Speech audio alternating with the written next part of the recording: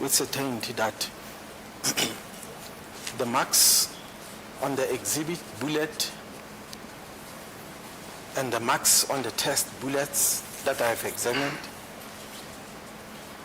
are coming from a single source. Don't worry, Bongani Ntanzi. Don't worry, Bongani Ntanzi. Just because it walks like a duck, looks like a duck, doesn't mean it's a duck. I don't even know where that came from. But yeah, just some words of encouragement for Bongani Ntanzi because he looks absolutely devastated. I'm not sure what he's looking at. He's obviously looking at the 2 bullet exhibits. I'm not sure what's the difference with what Mangena was showing in this one, but we see that Bongani Ntanzi is not looking hopeful. So don't despair, Bongani Ntanzi. But this is what I have to say. We have Lieutenant Colonel Sereo on the stand, okay? And what is he? He's the team leader over there in the operations department of the ballistics experts in Dondoni there in Pretoria, okay? What is the summary I can tell you of what happened today? Because I like to give like a summary before we go into the whole details, nitty-gritty details of everything he said. Listen, he sounds like he knows what he's talking about. He reads really well. That's the first thing I'm going to say. Now, so when Mangena was done doing his tests, bullet test, that's TB test number 3, all the way to number 10. So Mangena, remember, tested 8 bullets. And then he found that bullet number 5 and bullet number 9 are the ones that matched, okay, keyword here, matched the exhibit bullet. Which is the exhibit bullet? The bullet from where? From the Spaza house at the Kumalo house where it was a contaminated crime scene. Perfect. We're on the same page. Now, you see, I got a comment that said something along the lines like, I'm very biased and I'm spreading a propaganda. How am I the one spreading a propaganda? How are you blaming this on me? This is what Baloyi is bringing to the forefront and I'm just doing a commentary. If Baloyi improves upon what he's bringing forward, I promise you I'll be the first one to do the video as well and give you the best commentary ever. But now that that's out of the way, oh my God, I digress. Let's get back into it. Now, Mangena and Sereo work in the same department, pretty much the same number of years. For some strange reason, Mangena has done more cases than this team lead, okay, Sereo. Now, Mangena, is this if you scratch my back, I'll scratch your back situation? Because when Mangena was done, he gave the test bullet, okay, the exhibit, as well as, what? As well as the firearm, okay, that he took from Cleveland that nobody knows that he took and kept for over many years, to Lieutenant Colonel Sereo, his superior. And he found that test bullet number 4 and test bullet number 8 had the marks. And he says, and I quote, I can say it with certainty, the marks on the exhibit bullet are coming from a single source, that is the firearm that Mangena has. Now, it's also very important, a couple of things I want to know. Do you think that the left hand is scratching the right hand? Are they doing favors for each other? I don't know. This is a pure question. Why do they not have a review, independent review department, external? Nobody who works for South African Police Services, anonymous. Send the anonymous back. I'm guessing to Dave's lab, for example. Tell me if you see the same marks and let's confirm this. And then you send it back. Why is that not a process? I know. Possibly they'll say budgeting. But for me, that's what would make sense. Okay? That's part 1. Part 2. Question that I have. Very concerning for me. Sir. Lieutenant Colonel Sereo, why did you only write your affidavit last year? What was the reason? Why last year? You did the test in 2020 and you just filed everything away. What if you had died? I keep asking this question. I feel like, what if you had died? What would you have done? What would Baloyi have done without your written testimony? Why? I just want to know it. And do you know what is really alarming for me? Red flag. Big, huge red duvet. Okay? The fact that your affidavit is dated after the 30th of August 2023 when Mangena went on the stand. So wait a minute. You and I both have access to the same YouTube videos. How do I know you didn't watch those videos and then prepare your affidavit based on that? It's just a fair question. I'm not trying to spread propaganda. I just want to know, why are things happening that it's giving ambush. It's giving witness evidence. It's giving defense is only getting the evidence after the fact. Okay? Number one was not there. They're busy now. That's why one will be tempted to say they are cooking. They are manufacturing day in, day out. So that it can fit what the state wants to do. Because I can tell this court now, they don't have a case. I'll say this slowly so that I'll be understood. We are not really interested. That's not our defense. That is the first thing. And secondly, Malot, I hear the submissions of Mr. Mgomezulu, but whatever information that comes after a full disclosure, after the trial has commenced, it's ambush. Next thing I want to talk about, the revolver. The witnesses said revolver. The lead investigator, Gininda, said revolver. But you and Mangena tested a 9mm.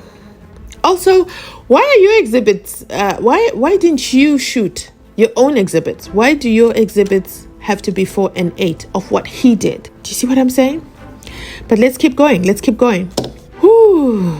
The crime scene was tempered. I would have loved to hear your remarks, Mr. I'm here to confirm anything operations manager. Your remarks regarding the tampered crime scene.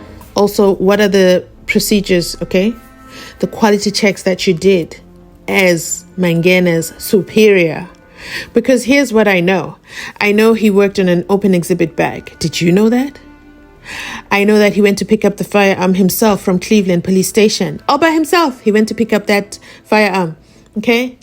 Thirdly, he kept that firearm for 4 years, approximately, in his own safe. Did you know that? Did you endorse that? Again, I asked the question, what if Mangena had died? What would have happened to the secret firearm that is in the safe? Now, let's get into everything that he goes through and let's break it down by down. But that's the summary of my feedback that I have for you. But I have good news. I come bearing good news. Dave Umlunguetu, he's still right there in the courthouse. Hello, Dave. Hello. Shout out to Legal Aid. Thank you for doing the things that keep Dave in the room, because when Sereo started in the morning, I was like, wait a minute. Where's Dave? Where is Dave? Because this is a lot. I'm hoping the defense is not having to listen to this without Dave. I love that Dave is there. And then they had a consultation after, at the end of the day. But let's listen in on a couple of things. I'll be back with the rest of my commentary. Meaning that they were imparted on those specimens by a single firearm. And do you confirm and adhere to the correctness of your report, Exhibit M? I confirm, my lord. Just in general, one last aspect. What happens if a barrel is swapped? Can I please get the question again? Well, what happens if a barrel is swapped, is changed? When the barrel is swapped, all the individual characteristics inside that barrel will go with it. A new barrel that is mounted on that firearm will come with its own individual characteristics. And if someone were to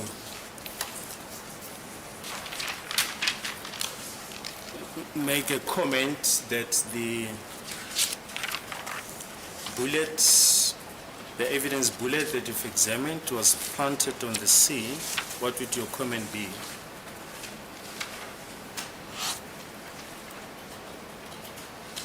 The bullet was planted on the scene. Yes.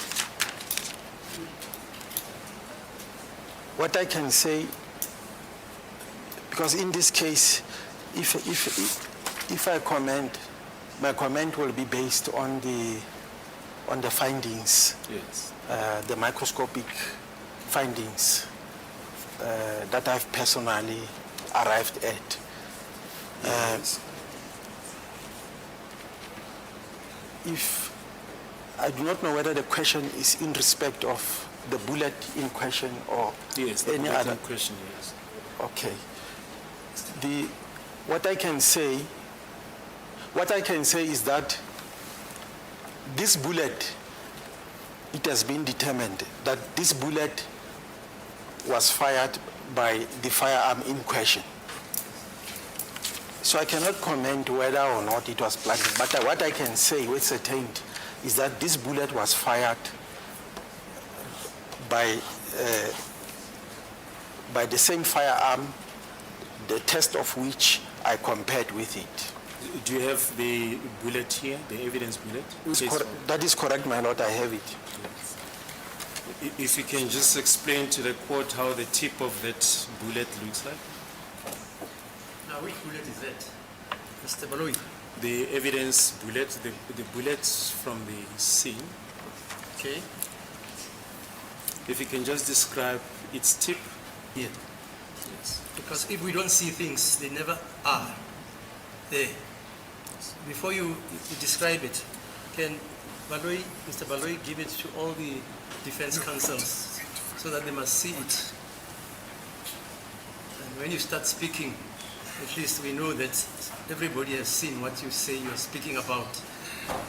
Okay, so that goes on. They are looking at the bullet, okay, that was found at the Spaza house between the glasses. Remember there were 2 bullet found. One was too damaged. The one that hit the floor was too damaged to be used for any testing.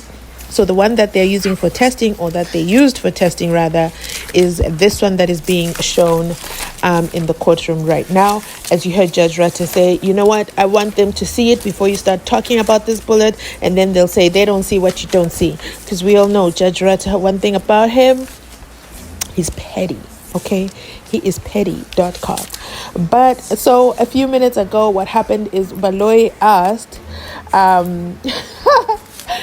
Baloi asked Lieutenant Colonel Sereo, like, listen, what would you say if the barrel is exchanged?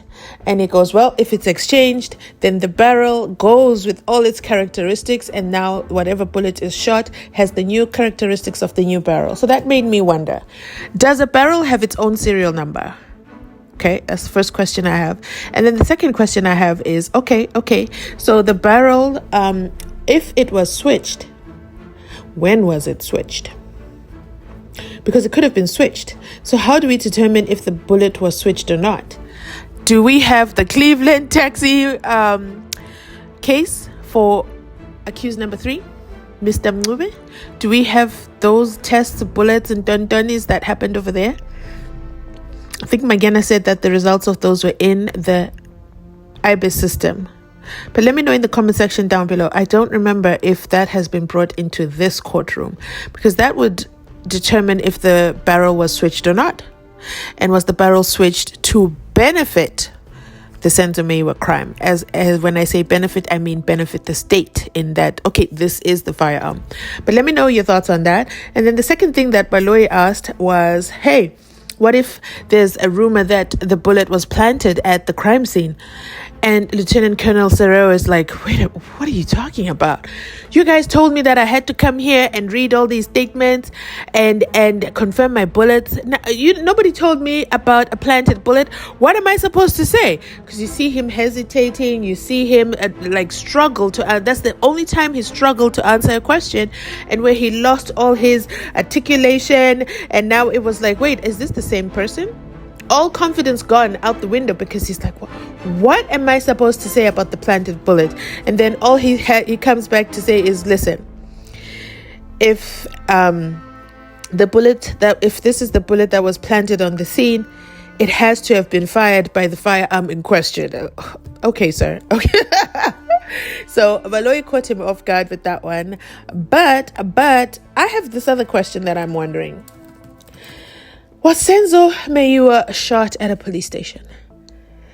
Was Senzo Meyiwa shot at a police station? Because we, the people of the jury, we tired, okay, of the police witnesses, Baloi. We tired, okay? We're tired. We still haven't even brought the eyewitnesses yet, or the rest of the eyewitnesses. But you know what? Let's continue listening on and hear what happens next. Just for record purposes, the bullet serves as Exhibit 4 before the court. Can you just describe its tip?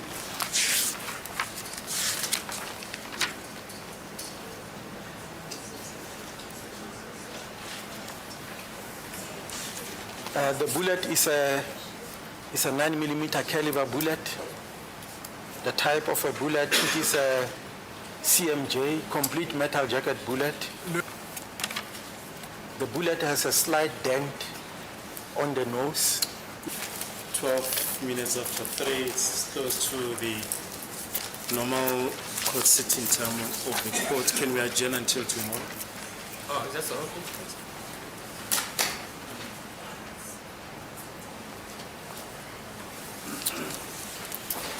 My colleagues have also indicated that they'd like a session with their ballistic expert this afternoon.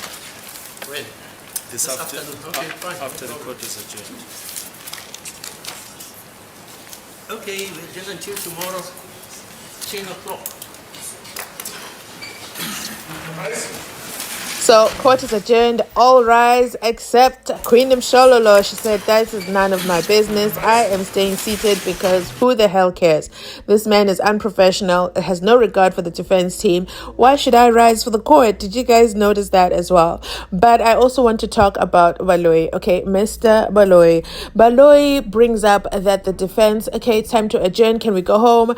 But you know what? The defense, they want to sit down and meet with their defense ballistic expert.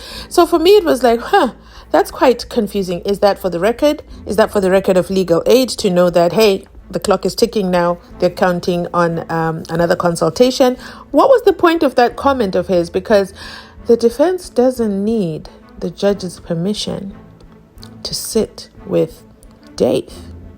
Or am I reading too much into this? Let me know in the comment section down below. That is the summary of what happened, because I did see a comment that said, you know what, we're not going to buy data for this. So you know what, I said, let me do a quick summary to give what actually happened, and then we can do, you know, my usual video where we break down sentence by sentence or paragraph by paragraph of what Lieutenant Colonel Sereo said. Okay, let me know your thoughts. Let me know your thoughts in the comment section down below. Is this an on goal for the state, or is the state really going to continue struggling moving forward? You already know Ngome Zulu's number one tomorrow is is Lieutenant Colonel going to be ready? Will he manage the pressure? He already couldn't answer one question that threw him off with Baloyi. What more? All the questions from the defense, because there's no way he can predict what they're going to ask. Tomorrow is definitely going to be a very, very, very interesting day. Make sure you top up on your data because it's going down. One other thing, thank you so much. If you've made it this far in the video, thank you so much. You absolutely have my heart. Please remember to like, comment, and subscribe. Like, comment, and subscribe, and I'll catch you where on my next upload.